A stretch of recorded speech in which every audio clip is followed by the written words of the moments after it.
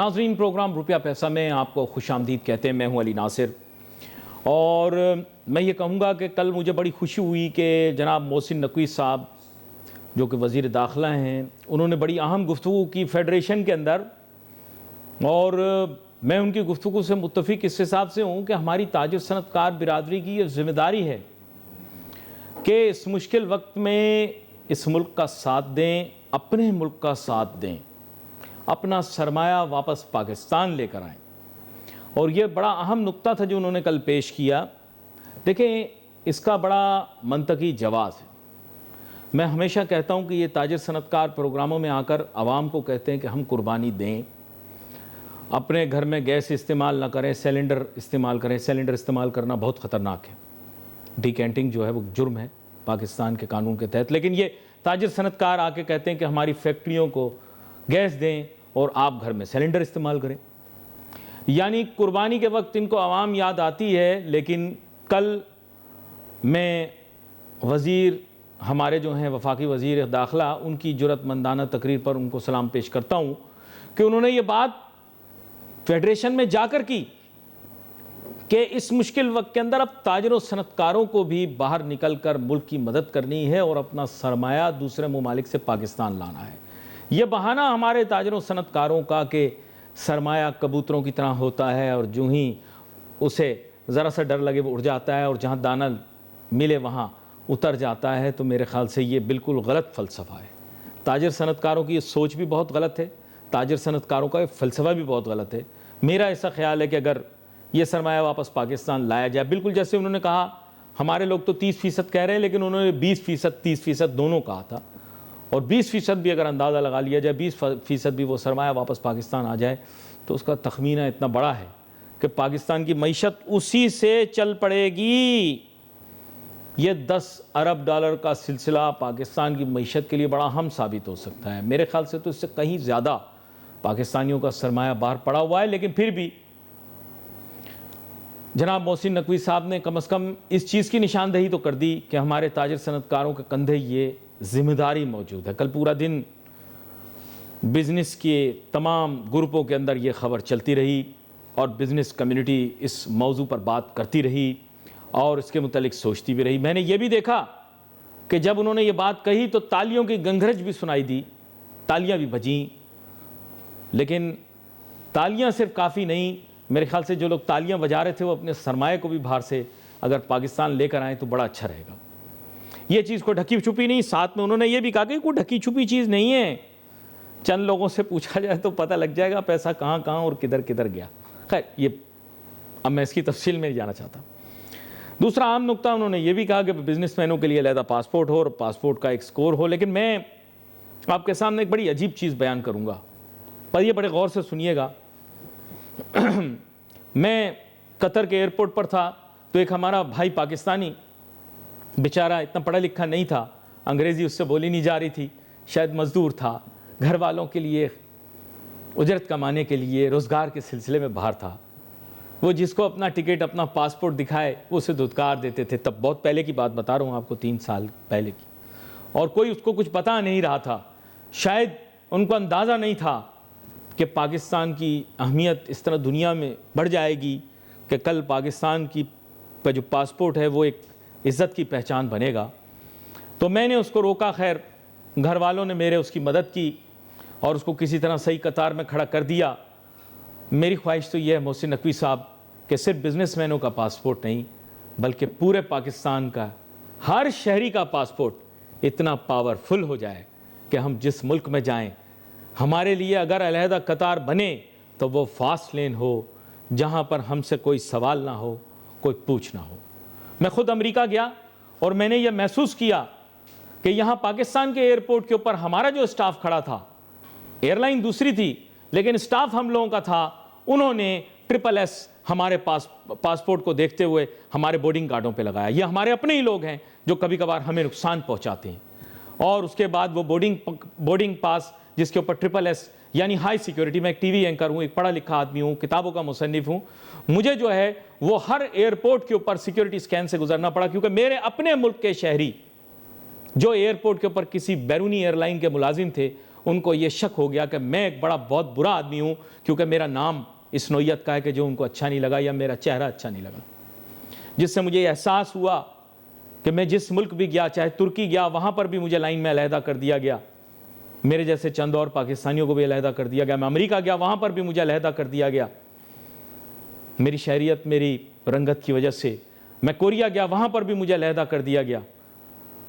तो मुझे ऐसा महसूस हुआ कि मोहसिन नकवी साहब की बात में बहुत दम है कि बिजनेसमैनों का एक पासपोर्ट ज़रूर होना चाहिए, लेकिन मैं उनसे ये दरख्वास्त करूँगा कि सर सिर्फ बिजनेसमैनों का ही नहीं, पाकिस्तान के हर शहरी का पासपोर्ट इतना मजबूत होना चाहिए कि हम जिस एयरपोर्ट पर उतरें, आज हमने दुनिया में इतनी इज़्ज़त हासिल की है अल्लाह के करम से, इंसान की कोई हैसियत नहीं, अल्लाह के करम से हमने इतनी इज़्ज़त हासिल की है, ये इज़्ज़त हमें अपने पासपोर्ट पे चमकती हुई दिखाई दे मेरे रब के करम से। जब हम जिस मुल्क में जाएं, अपना पासपोर्ट दिखाएं, देखने वाला फ़ौरन कहे ये पाकिस्तानी आया है, आओ तुम्हारा रास्ता साफ, हमारा सामान भी चेक ना हो, ऐसी इज़्ज़त हो हमारे पासपोर्ट की, हमारी कोई स्क्रीनिंग ना हो।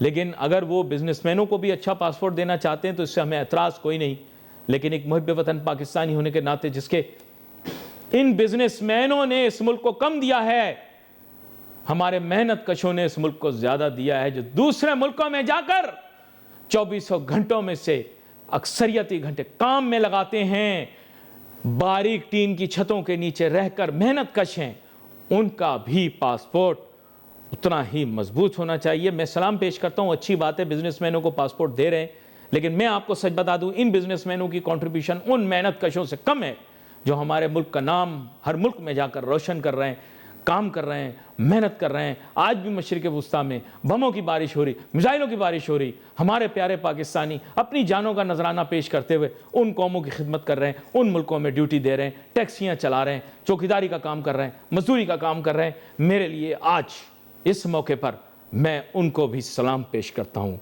तमाम मुहिब वतन पाकिस्तानी जो दूसरे मुल्कों में रहकर इस मुल्क की खिदमत करते हैं, वो भी बिल्कुल इज़्ज़त के जो हैं वो हकदार हैं।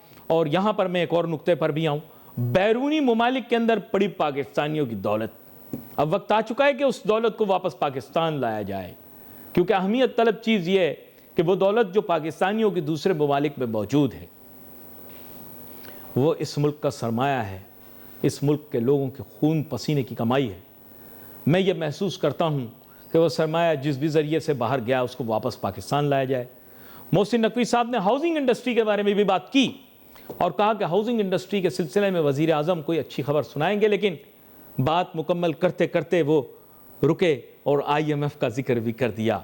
नाजरीन, मैं ये बताता चलूँ कि कोई भी एमनेस्टी स्कीम, कोई भी एग्जेम्पशन, कोई भी ऐसी चीज़ जिसमें एक्सेप्शन हो, एग्जेम्पशन हो, वो IMF की नज़र से गुजरे बगैर पास नहीं हो सकती। मेरा ऐसा ख्याल है कि हाउसिंग का पैकेज ज़रूर तैयार हो गया होगा, लेकिन IMF उसको मौजूदा खदोखाल में, उसके खदोखाल और उसकी शक्ल में उसको कबूल नहीं करेगी। इसके लिए किसी माहिर की ज़रूरत होगी, जो माहिर उस दस्तावेज़ को गौर से पढ़कर बैनुल-अक़वामी ज़र्री और मालियाती निज़ाम के अंदर से कोई रास्ता निकाल कर पाकिस्तान में उस सरमाया लाने के लिए कोई पाइपलाइन सी लगा दे। आ सकता है वो सरमाया पाकिस्तान, माइंड यू, तरीक़ाकार फ़र्क होगा, ज़रिया फ़र्क होगा, पैसा आ जाएगा पाकिस्तान। लेकिन मसला क्या है कि अगर IMF की नज़रों से आया तो फिर वो नहीं आ पाएगा। वो पैसा वापस आ सकता है पाकिस्तान, आ सकता है, बिल्कुल आ सकता है, लेकिन उसके लिए हरबे अपनाने पड़ेंगे, तरीके अपनाने पड़ेंगे। जदीद इक़्तिसादी इंस्ट्रूमेंट्स यूज़ करके उन पैसों को लाया जा सकता है, किसी तरह कंडुइट करके जॉइंट वेंचर्स के ज़रिए उस पैसे को पाकिस्तान लाया जा सकता है। उस सरमाए को पाकिस्तान की बिजनेसेस अब्रॉड के अंदर इन्वेस्ट करके पाकिस्तान के GNP में शामिल किया जा सकता है, GNP आपने कम सुना होगा, एक होता है GDP, एक होता है GNP। तो तरीकाकार ये है कि किसी तरह उस पैसे को पाकिस्तान लेकर आना है। अब लाना कैसे है ये अब हमने देखना है। लाना मुश्किल है, आसान नहीं होगा पाकिस्तान में वो पैसा लाना जो हाउसिंग इंडस्ट्री में लाया जा सकता है, लेकिन मसला सिर्फ इतना है कि एग्जेम्पशन और एक्सेप्शन, एग्जेम्पशन ख़ास तौर पे IMF की औकात जैसी निगाहों से छुपाकर उसको पास कराना बहुत मुश्किल है। कोई भी इस वक्त piece of legislation without IMF approval finance के शोबे में पास नहीं हो पाएगी। ये वो अहम नुकात थे जिन पर कल मोहसिन नकवी साहब ने रोशनी डाली। उम्मीद और तवक्को यही करते हैं कि वो भी कोशिश करें और आगे चल के वो एक बड़ा अहम किरदार अदा करें इस मसले को हल करने में। ताहम यह कि देखें, हालात, वाक़यात, मामलात बदलते रहते हैं।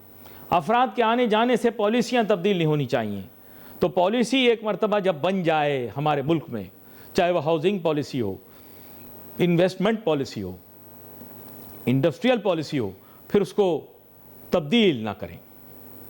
अगर फॉरेन एक्सचेंज या फॉरेन रिजर्व की भी एक पॉलिसी बनाते हैं तो भी उसे तब्दील ना करें, उसे बदलें ना। क्योंकि अगर आपने उसे बदल दिया, अगर आपने पॉलिसी को बदलने की कोशिश की, तो ये बड़ा गैर मुनासिब और गलत तस्वर किया जाएगा। ऐसा नहीं होना चाहिए। तो मुस्तकबिल के लिए भी कोई सेफ गार्ड ज़रूरी है, क्योंकि माजी में हमने देखा FE25 यानी कि फ़ॉरेन एक्सचेंज अकाउंट पाकिस्तान में खोले गए और फिर उसके बाद कहा गया कि जनाब आसानी से इसमें सरमाया रखें, मुल्क को फ़ायदा होगा। तो पाकिस्तानियों ने अपने तकियों में से, अपने लाकरों में से, अपनी अलमारियों में से डॉलर निकाल कर बैंकों में जमा करवाया और मुल्क की खिदमत की। अपना भी मुफाद होगा, मैं ये तो नहीं कहता, लेकिन हर काम का ये देखना चाहिए कि आउटकम क्या है, कॉज एंड इफ़ेक्ट क्या है। अगर उसका इफ़ेक्ट ये है कि मुल्क को फ़ायदा होगा तो क्या बुराई है? कोई बुराई नहीं, ज़र्रा भर भी बुराई नहीं।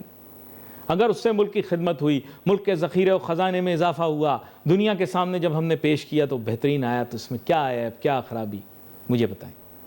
इसका तो पाकिस्तान को फ़ायदा ही हुआ नहीं। तो बात कुछ ऐसी है कि हालात वाक़यात के तहत आज अभी तक मेहमान मेरे साथ शामिल नहीं हुए, गुफ्तगू का मुझे लंबा करना पड़ रहा है, लेकिन यह है कि बात कुछ ऐसी है कि हमें इस चीज़ को समझना है कि इस वक्त अगर सरमाया हमारे वतन पाकिस्तान में वापस आता है तो हमारे बाजू मजबूत हो जाएंगे। इसके लिए स्कीम या प्लान तो बनानी पड़ेगी, उसके बगैर ये हो नहीं सकता। सरमाया आज पाकिस्तान में दाखिल, हमने रास्ते इतने मुश्किल और तंग कर दिए हैं कि सरमाया वापस पाकिस्तान आ नहीं सकता। ये बहुत बड़ी गलती कर दी हमने, क्योंकि जाने वाला तो चला गया, अब वापस ला नहीं सकता। अब मसला हमने अपने लिए ख़ुद खड़ा कर दिया।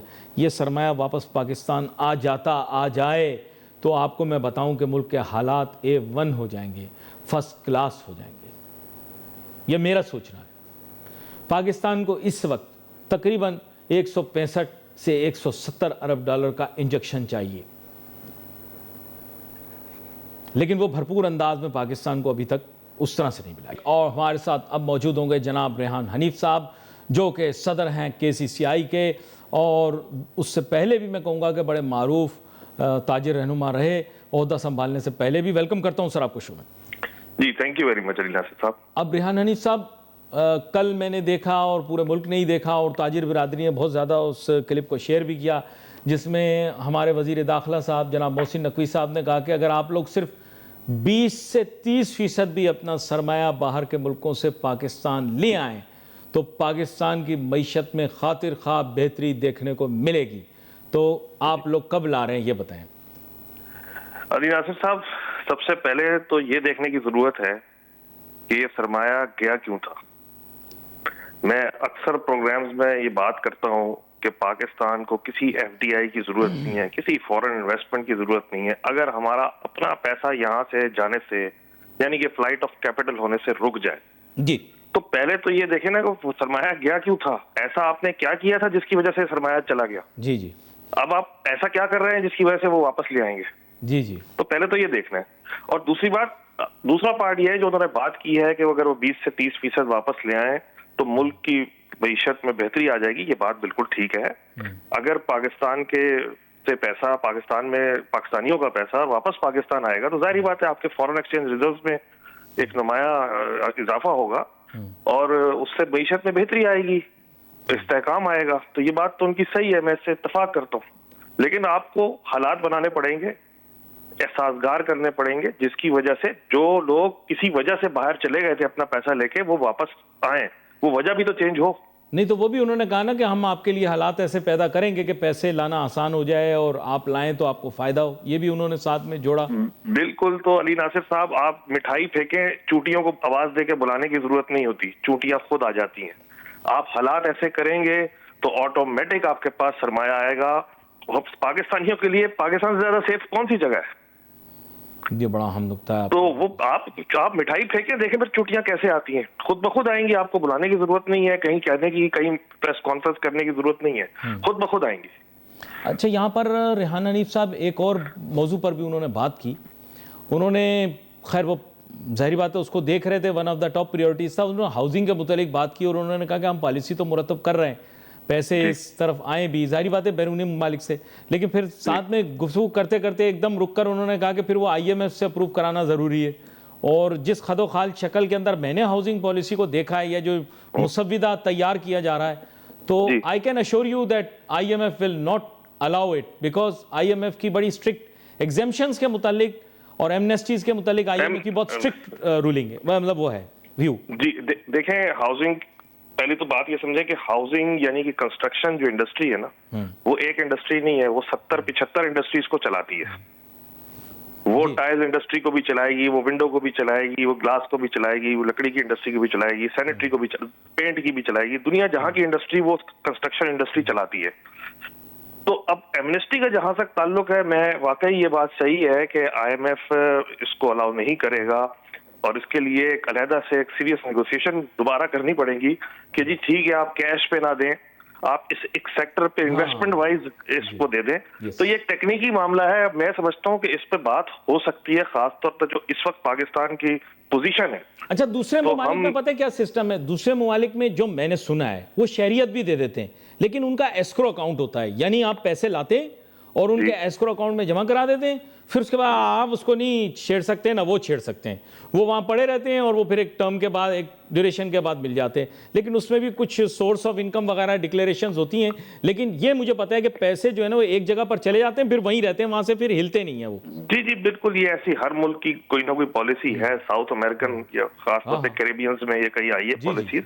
मैं जो बात कर रहा था, मैं कह रहा था कि ये जो टेक्निकी मामला आपने अभी बात की IMF वाली, ये टेक्निकी इशू है। इस पे जो पाकिस्तान की इस वक्त पोजीशन है, तो इस पे IMF से बात की जा सकती है कि भाई आप खाली इन्वेस्टमेंट बेस या प्रोजेक्ट बेस जो है ना, आप इसमें एमनेस्टी दे दें, कैश की एमनेस्टी ना दें कि लूटा हुआ पैसा जो लोग चोरी करके ले गए वो एमनेस्टी से वापस ले आए, वो ना दें।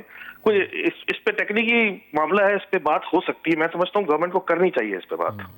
और ये बड़ा अहम नुकता है। ज़्यादातर पैसा जो हाउसिंग के अंदर ये लाना चाहिए, मेरे जहन में जो आया मैं आपको बता दूं, वो बेसिकली ये कि डिस्पोजल ऑफ एसेट, यानी वहाँ पर जो भी चीज़ खरीदी हुई है उसको बेचकर जो पैसा है वो पाकिस्तान लाया जाए।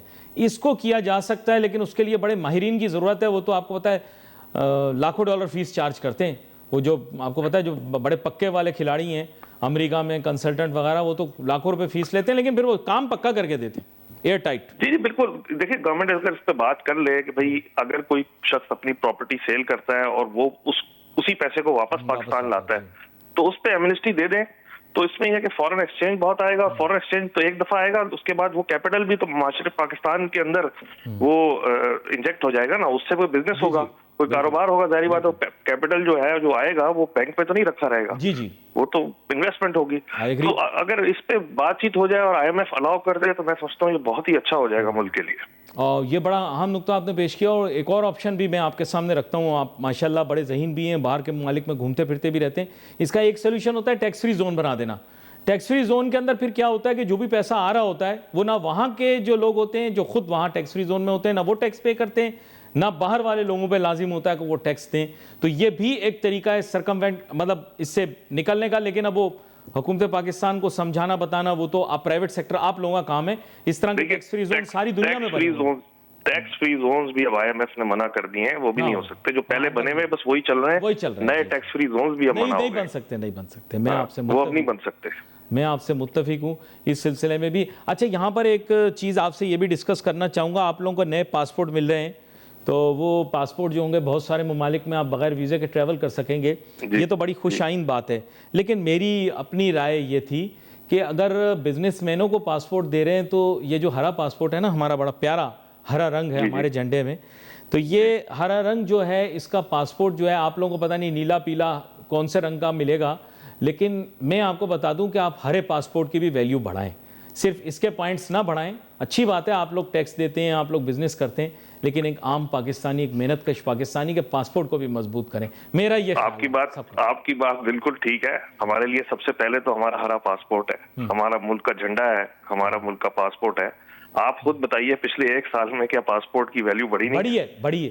अब आप इज्जत के साथ जाके थोड़ा फखर से जाते हैं ना। मई में जब आपने इंडिया को मारा, उसकी पिटाई की, तो फिर दुनिया में आपका नाम तो हुआ। अब हम जरा थोड़ा सा अकड़ के चलते हैं ना। मैं भी ट्रैवल करता हूँ, मुझे भी पता है क्या सूरत हाल है। जी। तो अल्हम्दुलिल्लाह पासपोर्ट की वैल्यू बढ़ी है। आइडियल नहीं है, इसको बहुत बेहतर करने की जरूरत है। और जहां तक ये बिजनेसमैन का पासपोर्ट है, ये तो ऐसे नहीं दिए जाएंगे कि हर एक को जो भी बिजनेस कर रहे दे। इसका एक सर्टेन क्राइटेरिया मुकर्रर करना चाहिए, और करेंगी गवर्नमेंट कि भाई इतना टैक्स दिया वो, ऐसे हर एक को तो नहीं दे देंगे। अच्छा, एक मैं आपको सर्टेन मजे अमाउंट की बात होगी बताऊं, जिसका बाहर टैक्स के दिया वो, उस पर जी, मैं एग्री करता हूं आपके साथ, लेकिन मैं आपको एक बात बताऊं, जैसे अमेरिका का पासपोर्ट है, उसकी कैटेगरीज होंगी जरूर, हम उनसे वाकिफ नहीं है, डिप्लोमेटिक पासपोर्ट्स होंगे, लेकिन एक आम आदमी भी अमेरिका का, अगर उसके पास अमेरिका का पासपोर्ट है, तो सारी दुनिया के अंदर आपको पता है कि वो अमेरिका के किसी भी जो भी सिफारती दफ्तर हो, वहाँ पर जा सकता है, इमदाद हासिल कर सकता है, मुश्किल परेशानी के अंदर मदद उसकी हो सकती है। बल्कि वो कहते हैं साहब कि अगर आप कहीं पर भी हो, किसी परेशानी का शिकार हो, अपना पासपोर्ट लेकर आप यहाँ पहुँचे, ना भी हो हाथ में पासपोर्ट, आप हमारे पास आ जाएं, हमारा सिफारत खाना आपकी मदद करेगा। ये दुरुस्त कह रहा हूँ मैं? जी, बहरहाल वो अपने सिटीजन्स का बहुत ख्याल करते हैं। लेकिन देखिए, अगर पाकिस्तानियों को भी कहीं बाहर मुश्किल होती है, तो हमारा सफारत खाना भी तो करता है। अभी बीच में जो जंग हुई थी यूक्रेन की, तो क्या हमारे सफारत खानों ने इसमें काम नहीं किया था, और उसमें निकाल के नहीं लेके आए थे? जी बिल्कुल। कजा की, ये फलस्तीन का, लिबनान का जब इशू हुआ था, तब भी ये पाकिस्तानियों को निकाल के लेके आए थे। तो काम तो हमारे सफारत खानों ने भी अच्छा किया है, अच्छा किया है, मैं तो कहता हूँ, शक नहीं है, और अच्छा भी करना चाहिए। मैं तो खैर बिल्कुल there is always room for improvement. मैं ये नहीं कह रहा कि बड़ा आइडियल है, लेकिन किया है उन्होंने काम, हमें उसको अप्रिशिएट करना चाहिए। और जैसे आपने कहा कि हर एक पासपोर्ट की अहमियत और कदर अगर दुनिया में बढ़ रही है अल्लाह के करम से, तो हमें कोशिश यही करनी चाहिए कि मज़ीद उस पर भी बहुत ज़्यादा तवज्जो दी जाए।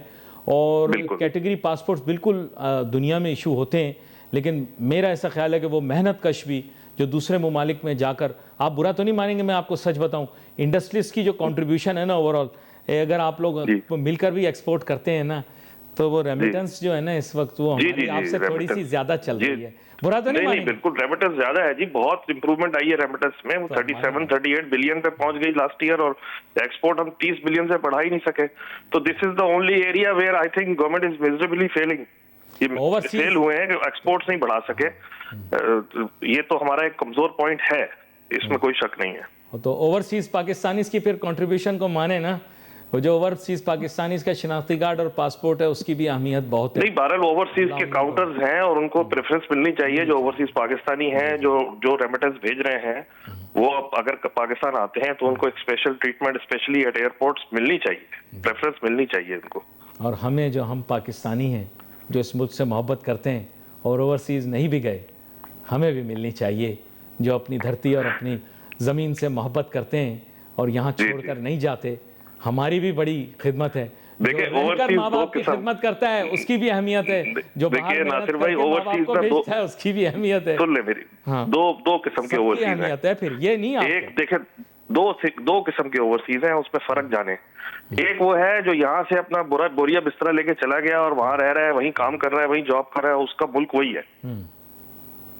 एक दूसरा ओवरसीज है जो यहाँ से नौकरी की गर्ज से गया हुआ है और वहां जो कमाता है अपने बाल बच्चों को यहाँ भेजता है। मैं उसकी बात कर रहा हूँ। वो जो अपनी धरती माँ को छोड़ के चला गया और वहीं रह रहा है, वो उससे मुझे कोई लेना देना नहीं है, ना वो पैसे भेजता है। पैसे तो वो भेजता है जो बेचारा, उसके खानदान यहाँ है और यहाँ से वो अब नौकरी पे गया हुआ है, मजदूरी कर रहा है या जॉब कर रहा है, जो भी कर रहा है, और पैसा यहाँ भेज रहा है। वो है हमारा असल ओवरसीज। जी जी जी, बड़ा अहम नुक्ता आपने पेश किया। अच्छा, ये जो सरमाया आप लोग ला रहे हैं बजट से पहले, नहीं मैं पहले ही बता रहा हूँ ना आपको, आप लोगों को उन्होंने कह दिया है कि पैसे आप बजट से पहले लेकर आ जाएं। अभी उन्होंने कहा कि प्यार से कह रहे हैं, बाद में फिर ये कि 2-3 लोगों से पूछ के बताएंगे तो वो बता देंगे किसका कहाँ कितना है। तो इसलिए उन्होंने कहा है कि आप बजट से पहले ले आएँ, मुल्क की खिदमत हो जाएगी, वरना फिर ऐसा मुमकिन है बजट के बाद वो फिर कोई मतलब मामला तो ले आए। बजट से पहले कहा है उन्होंने सारे बिजनेसमैनों को कि पैसे लेकर आ जाएं, आप लोग ला रहे हैं। भाई मैं तो वही खड़ा हूँ जहाँ पहले सवाल पे खड़ा था। भाई जाने क्यों दिया था? ऐसा क्या किया था कि वो बंदा भाग गया आपके पास से? अब क्यों आएगा वापस वो?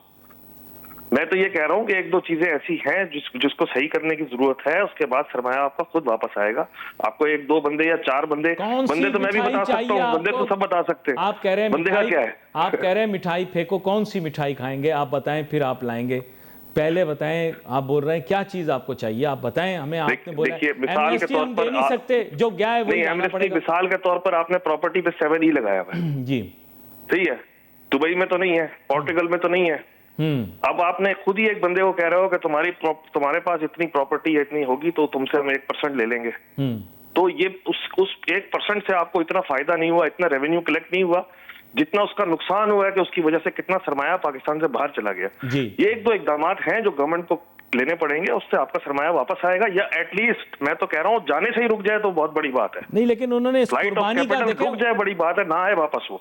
देखिए, उन्होंने इस कुर्बानी का जिक्र किया है क्योंकि देखें आपके ताजिर सनतकार जहाँ जाते हैं कहते हैं गैस सिलेंडर से इस्तेमाल करो, सारी गैस हमें दे दो।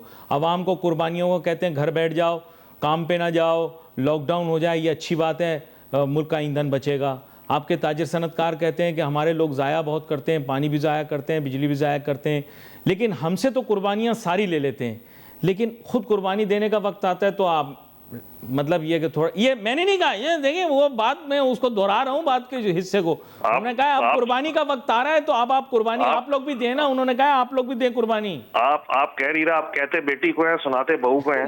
वो मैं समझ रहा हूँ आपकी बात।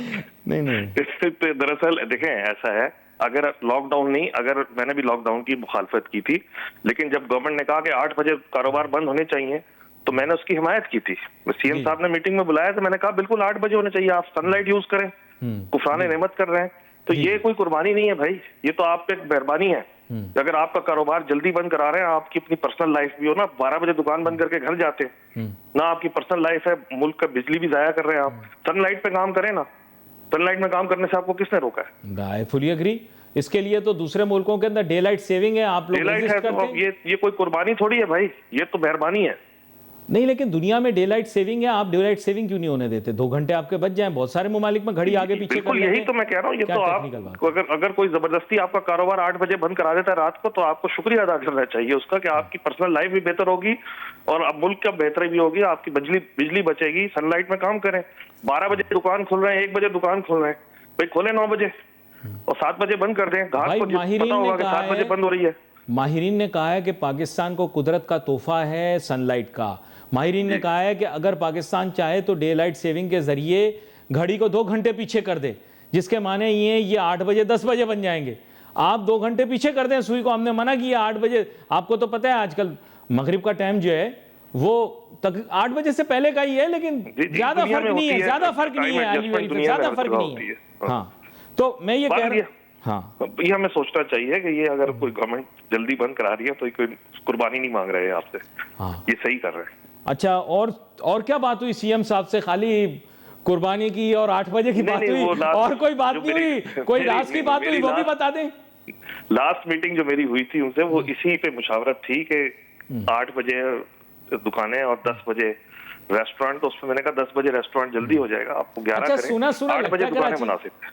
सुना लगता है कराची 8 बजे दुकानें बंद हो जाती है, इसे सुना इस्लामाबाद जैसा लगता है। आप लोग कहीं जेडी वैंस साहब को कराची तो नहीं बुलाना चाह रहे, क्योंकि अब आप कराची को थोड़ा इस्लामाबाद की तरह सुनसान सुना। एक वक्त आएगा कराची भी आएंगे, लाहौर भी आएंगे, सब जगह आएंगे। हाँ, ये बात तो है। अच्छा, एक बात बताइएगा, बुरा तो नहीं मानेंगे रियान हनीफ साहब, ये जब से जेडी वैंस साहब के आने का हुआ है ना, तो कोई दहशतगर्दी का, हम तो अल्लाह का शुक्र अदा कर रहे हैं, ना कोई दहशतगर्दी का वाकया हुआ, ना कोई शिद्दत पसंद, ना कोई इंतहा पसंद, ना कोई अलहदगी पसंद, इस तरह के जो उल्टे सीधे ग्रुप थे वो भी खामोश हो गए।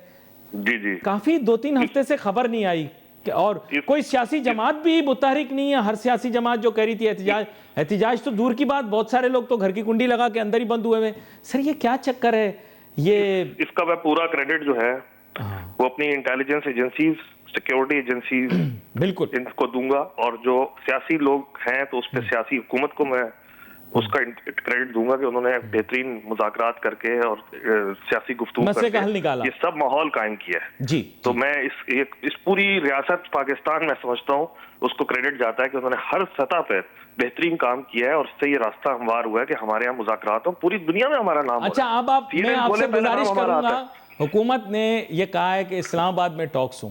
मैं कहता हूं अल्लाह करे ये तमाम चीज़ें कामयाब हो जाएं, सारी चीज़ें हो जाएं। आमीन। इसके बाद अगर कभी कोई मुज़ाकरात, इसके बाद कभी कोई मुज़ाकरात, कभी कोई सिफारती ऐसी चीज़ हो, तो आप कराची शहर को इतना साफ़ सुथरा, इतना अपनी ट्रैफिक का फ़्लो अच्छा कर दें, इतना पीसफुल बना दें कि अगले जो भी, अल्लाह ना करे ऐसी कोई जंग वगैरह हो, लेकिन अगर कोई इस तरह का कोई भी सिफारती अमल दुनिया में हो रहा हो जो अमन के लिए हो, तो वो कराची में भी हो, तो बड़ी खुशी होगी, मेरा ऐसा ख्याल है। बिल्कुल जी, मेरी ख्वाहिश भी यही है और कराची पाकिस्तान का फाइनेंशियल कैपिटल है। जाहिर बात है मेरी भी ख्वाहिश यही है कि दुनिया के चंद बड़े शहरों में आता है, इसको भी इम्पोर्टेंस मिलनी चाहिए। भारत, लेकिन इस्लामाबाद हमारा कैपिटल है। हाँ। वो इसकी एक अपनी इम्पोर्टेंस है। अच्छा, अब टैक्स के ऊपर आ जाते हैं, मुख्तसर सी बात करूंगा सर। ये टैक्स रिफॉर्म की बात हो रही थी और टैक्स की जो पॉलिसियां हैं वो साजगार नहीं है, ऐसा बहुत सारे लोगों का कहना है, मारूफ का भी, सियासतदानों का भी, ताजरों का भी, और ये मसला आपका हल नहीं हुआ। आप लोग तो एहतजाज भी करने लगे थे और तकरीबन तैयारी पूरी थी, लेकिन मैं अब उसके बारे में ज़्यादा बात नहीं करूंगा, लेकिन आप लोग काफ़ी बोल्ड लोग हैं, आपने तैयारी की थी। बाकी ताजिर सनतकार तंजीमों ने कुछ मामला अपने लिए भी आसान कर दिए। इस पे हमारी बातचीत चल रही। मेरी 2 दफा मैं इस्लामाबाद गया हूँ। मेरी वहाँ पे जो डीजी टैक्स पॉलिसी है, डॉक्टर नजीब जो टैक्स जो बजट बना रहे हैं, उनसे भी बात हुई है और 3-4 दिन पहले या 5 दिन पहले मेरी फाइनेंस मिनिस्टर साहब से भी मीटिंग हुई है और उसमें हम ये जो जितनी भी हमारी पॉइंट्स हैं ये हमने उनसे डिस्कस किए हैं और उन्होंने नोट किए हैं। मुझे लगता है कि इस दफा कुछ चीजें बेहतर हो जाएंगी। अच्छा, वेस्टर्न एक्सपर्ट्स ने भी कहा है कि पाकिस्तान की टैक्स रिफॉर्म की रफ्तार बहुत स्लो है। जी, वो कुछ उसमें इरिटेंट्स हैं जो हम भी समझते हैं, लेकिन अभी फिलहाल मैं उसको डिटेल में नहीं बताना चाहता, लेकिन ये है कि उस पर हमारी बातचीत हो रही है और मुझे उम्मीद है कि इस बजट में अगर सारी चीजें ठीक नहीं होंगी, लेकिन अक्सर चीजें ठीक हो जाएंगी। देखिए, इन्वेस्टमेंट का जो इस वक्त सबसे बड़ा पोर्टफोलियो कैरी कर रहे हैं, मैं उनका नाम नहीं लेता, लेकिन सबसे बड़ा जो इन्वेस्टमेंट पोर्टफोलियो कैरी कर रहे हैं और फॉरेन इन्वेस्टमेंट का भी पोर्टफोलियो जो है कैरी कर रहे हैं, मतलब इन द सेंस के प्रोजेक्टेड, उनका कहना ये है, और ये मैं आपको बता दूं कि ये जाहिर बात है सरकारी ओहदेदार हैं, उनका कहना ये कि पाकिस्तान का टैक्स रेट इतना ज़्यादा हाई है कि यहाँ पर बैरूनी सरमायाकारी लाना बहुत ही मुश्किल काम है। जी, उस पर मेरी सुपर टैक्स पे मेरी बात हुई है। मैंने आपको बताया ना, कुछ कई चीजें मेरी डिस्कस हुई हैं, तो उसमें से कई चीजें इस दफा इस बजट में बेहतर हो जाएंगी और one of the item is super tax. अच्छा, तो सुपर टैक्स, देखिए सुपर टैक्स भी है, इसके अलावा जो कॉर्पोरेट इनकम टैक्स है, और कॉर्पोरेट इनकम टैक्स के अंदर सैलरीड क्लास से भी मेरी बात हुई है। हालांकि हमारा सैलरीड क्लास से इतना डायरेक्ट लिंक नहीं है, लेकिन मैंने उनकी भी बात की है कि सैलरीड क्लास भी मुश्किल में है, उसका इनकम टैक्स हाई है, उस सैलरीड को भी रिलीफ की बात हुई। काफी सारी बातें हुई हैं, अभी मीटिंग्स चल रही हैं। अभी इनकम टैक्स चले गए, वो वाशिंगटन चले गए, वापस आएंगे, फिर बात होगी, तो इंशाल्लाह ताला मिलके बजट बना रहे हैं। इतना नहीं है ना, देखें अभी जो हुजूम इन्होंने कल दिया है that is less than 500 billion rupees, और मेरे ख्याल से जो हुजूम इन्होंने दिया ये उससे कम है, काफ़ी कम है, ये मैं आपको बता रहा हूँ। तो बेसिकली सैलरीड क्लास को रिलीफ तो देना है, लेकिन बहुत सारे लोगों का ये कहना है कि सैलरीड क्लास से सैलरी लेने के चक्कर में बहुत ज़्यादा खर्चा हो रहा है, देर मोर एक्सपेंसेस भी इंकर्ड, कि वो जो है उनसे इनकम टैक्स लिया जाए, अगर वो इनकर ना करें, वॉलंटरी सिस्टम रख दें, तो शायद ज़्यादा टैक्स इकट्ठा हो जाए। ऐसा लोगों का कहना है, मेरा नहीं। ये गलत परसेप्शन है। जो आप उसकी जो एट सोर्स जो टैक्स कट जाता है उसमें तो खर्चा ही नहीं है कुछ, उसमें तो आपका बगैर किसी खर्चे का काम हो जाता है, क्योंकि एट सोर्स कट जाता है। वो तो सरकारी मुलाजमीन और बड़ी एंटरप्राइजेज है ना। जी, सबका वही सैलरीड क्लास में काफी लोग जो जाहिर बात है जो रजिस्टर्ड है टैक्स नेट में, उसी की बात हो रही है, उसका ही टैक्स कट रहा है ना। अब किसी को आप नकद 20,000 पढ़ा रहे होंगे, उसका थोड़ी टैक्स कट रहा है, तो ये बहुत बड़ा क्लास है जिसका टैक्स कट रहा है, उससे भी बात की हमने। मेरे से इनकम टैक्स ले लें, इम्पोर्टेंट है, मेरे से इनकम टैक्स हमने बात की है। नहीं, मेरे से इनकम टैक्स ले लें और घुमा के इससे ज्यादा रकम जो है वो इनकम सपोर्ट प्रोग्राम में दे दें, ये तो बात समझ नहीं आई। वो नहीं, मेरे सपोर्ट प्रोग्राम वो एक अलग टॉपिक है, उस पे तो पूरा प्रोग्राम कर लेंगे, वो इंशाल्लाह उस पे भी बात हो जाएगी। नहीं, अभी तो मैं अच्छा, मोहसिन नकवी साहब को आप भी बुला लेते, 4 बातें आप लोग भी मनवा लेते अपनी। नहीं, बातें मनवाने और उसकी बात नहीं है। मोहसिन साहब हमारे यहाँ आ चुके हैं, 6-8 महीने पहले तशरीफ लाए अच्छा, थे। मूड अच्छा हुआ, उन्होंने एफआईए की प्रमोशन भी कर देनी है, यकीन करें। वो लोग भी आपको दुआएं देंगे, एफआईए वाले। हो सकता है आप लोगों को एयरपोर्ट पे तंग भी ना करें, क्योंकि जब ताजिरों की महफिल में आते हैं तो एफआईए के मसले भी हल कर देते हैं वो। नहीं, बिल्कुल एयरपोर्ट भी इशू है, और एयरपोर्ट पे भी जब लास्ट टाइम डीजी आए थे एफआईए, तो जो कराची एयरपोर्ट के इश्यूज है वो मेरे एड्रेस किए थे, बेहतरी आई है उसके बाद। अच्छा, ये एक जो बड़ा सेंसिटिव इशू वो हमेशा से ये रहा है कि जब इन्वेस्टमेंट पाकिस्तान आ जाए, मैं I am sorry, I am coming back to the topic of investment and most of all towards the some of investment that is made in Pakistan. देखिए, असल बहुत सारे माहिरीन से मैंने बात की है, उन्होंने कहा है कि रियल एसिड जब तक आप नहीं बनाएंगे सरमायाकारी से तो फ़ायदा नहीं होगा। तो मैंने बोला रियल एसिड क्या है? उन्होंने कहा बेस्ट एसिड तो वो है जो मजीद एसिड्स बनाए। तो मैंने कहा वो क्या होती है? कह रहे हैं इंडस्ट्रियल इन्वेस्टमेंट, जिसके माने ये है कि इंडस्ट्री में आगे लोग पैसा लगाएं। लेकिन मैंने माहिरीन की रिपोर्ट भी पढ़ी, खुद भी मेरी अपनी तहकीक है, उसमें यह कि पाकिस्तान की इंडस्ट्रियल लैंड इतनी ज़्यादा एक्सपेंसिव है कि जो इन्वेस्टर आता है वो कहता है कि मैं प्लांट एंड मशीनरी में पैसे लगाऊं या मैं ज़मीन में पैसे लगाऊं। ये बहुत बड़ा इशू है, मैं आपको बता दूं। पैसे तो ले आएंगे लोग 10 अरब डॉलर, लेकिन वो लगाएंगे किस तरह से? जी देखिए, वो आपकी बात सही है, लेकिन अब हमें थोड़ा सा ये कराची के जैसे हैं इंडस्ट्रियल जोन, इससे थोड़ा सा बाहर जाके भी इंडस्ट्रियल जोन बन रहे हैं। धाबेजी में बन रहा है, ये पोर्ट कासिम की तरफ है, जी जी, थोड़ा सा नूरियाबाद की तरफ, वहां भी जाना पड़ेगा। और उसके लिए सबसे इम्पोर्टेंट है कि रोड स्ट्रक्चर जिस पे भी काम हो रहा है, जैसे कि अभी ये शाहराह भुट्टो बन कंप्लीट हो जाएगी तो इससे बड़ा फर्क पड़ेगा। तो अभी थोड़ा सा शहर से बाहर भी अब इंडस्ट्रियल जोन जाएंगे, उसमें है कि वहां पे जमीन सस्ती है, सबको साइड में इंडस्ट्रियल जोन बनना था वहां आपने रेजिडेंशियल सोसाइटियां बना दी।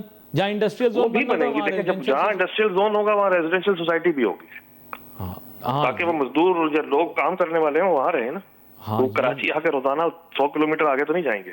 ये बात आपने सही की, यही बात मैं पीर बाबा को भी समझाता रहता हूँ, लेकिन पीर बाबा दुबई चले गए हाउसिंग सोसाइटी बनाकर।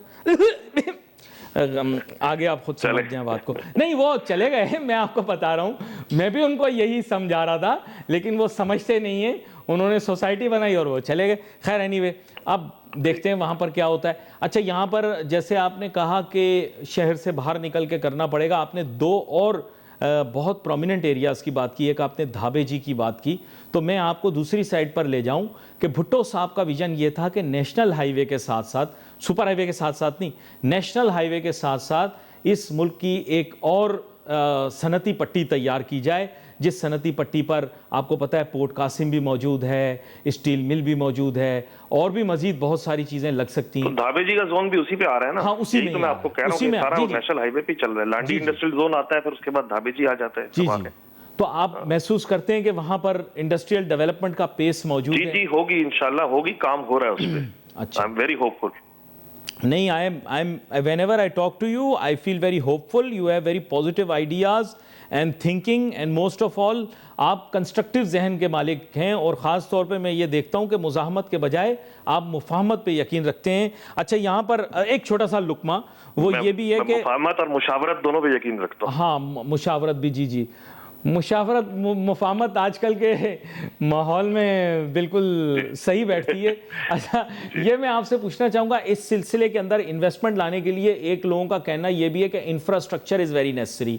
Unfortunately for the large influx of investment, infrastructure की रिक्वायरमेंट भी है, लेकिन मैं उसके ऊपर आपके साथ तफसीली बात करूंगा आगे आने वाले दिनों के अंदर। एक बड़े अहम नुकात के ऊपर बात हो रही थी। सबसे पहला जो नुक्ता हमने आज डिस्कस किया वो यही था कि फेडरेशन के अंदर, federation of Pakistan chambers of commerce and industry के अंदर हमने देखा कि जनाब मोहसिन नकवी साहब तशरीफ़ लेकर गए, जो कि वज़ीर दाखिला हैं, और उन्होंने ये बात की कि अगर बिजनेसमैन भी इस मुश्किल वक्त के अंदर मुल्क का साथ देते हुए बजट से पहले सिर्फ 20 से 30% सरमाया जो दूसरे मुल्कों में रखा हुआ है, इस मुल्क की मोहब्बत में अगर वापस ले आएँ तो 10 अरब डॉलर तक की रकम पाकिस्तान की मईशत में वापस आ सकती है, और उसकी वजह से जो मुआशी तरक्की होगी वो हमें देखने के लिए जो है आगे, मतलब यह है कि एक उसका ट्रांसफॉर्मेटिव रोल देखने को मिलेगा। इसके साथ साथ मैंने ये भी देखा कि जनाब मोहसिन नकवी साहब ने बड़ा अहम नुक्ता छेड़ा कि बिजनेसमैनों को भी